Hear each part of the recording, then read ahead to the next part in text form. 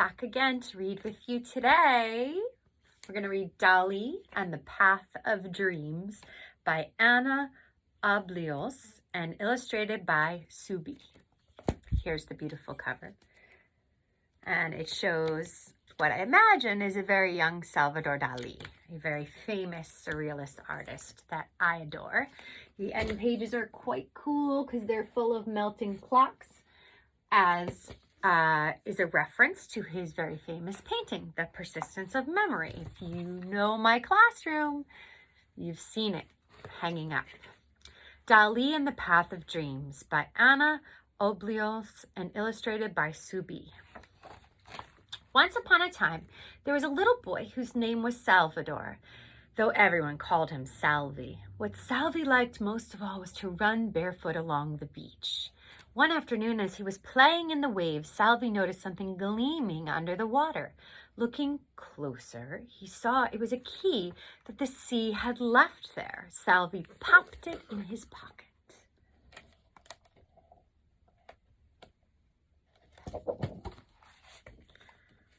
Don't you love the way he's picking up the corner of the sea like that?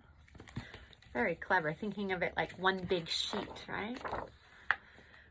Wondering what the key might be for, Salvi hopped up onto his long-legged elephant and let his imagination lead the way. Have you ever seen an elephant like that before? Or do you think it's a nod to his surrealism? He soon came across a very strange cook who was tossing clocks as though they were pizzas. Each clock showed only one time and never changed. Suddenly, one of the clocks struck 3, which is exactly the hour for magic. "Hello, cook," said Salvi. "Do you know what this key is for?" "Let's have a look," said the cook.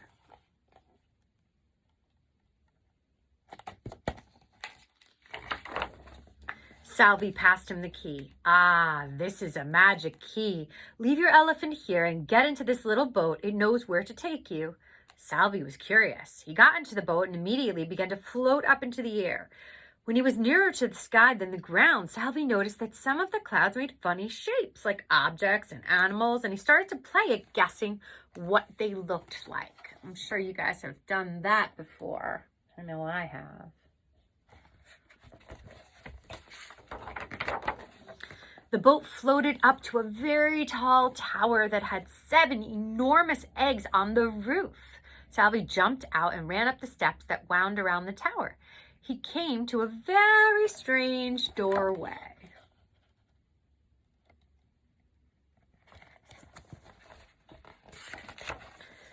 Inside the tower, it was dark and mysterious. Everywhere Salvi looked, there were drawers and doors. He wondered if he could open any of them, but the key in his pocket didn't seem to fit any of the locks.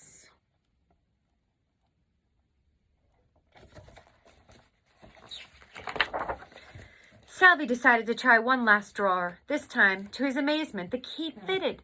Would he find a treasure chest, a secret map? But inside there was just one black piano key. Salvi popped it in his pocket, just as he had done with the key from the sea.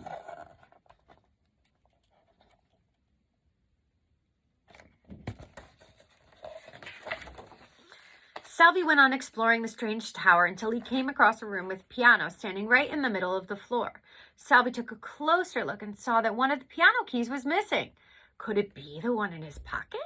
He took it out and put it in place. All of a sudden, the piano started to wriggle and wobble as though it was made of rubber. Its feet left the floor and it flew around the room. It began to play a tune all by itself. The music was very sweet, but also a little scary.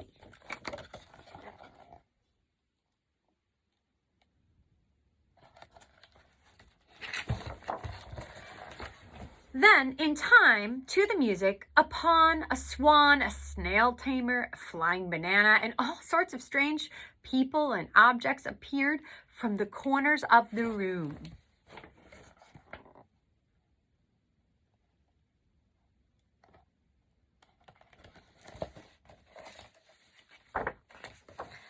The skipping lady, the fried egg penguins, the unicorn, the breadhead cyclist, the ants, the stone man, and the lady with butterfly wings all set off along a very long path.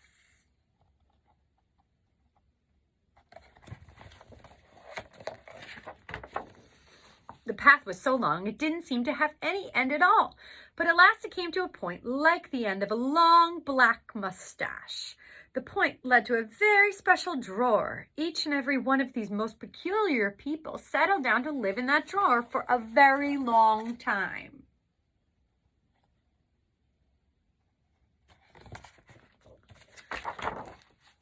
Like every child in the world, Salvi grew up, and then he wasn't known as Salvi anymore, but Salvador Dali. Although he was grown up, he never wanted to forget those dreamy afternoons of his childhood, and he decided to open that special drawer and paint the story of each of the people who lived inside. So today, when we look at the paintings of Salvador Dali, we can all share a part of those wonderful dreams.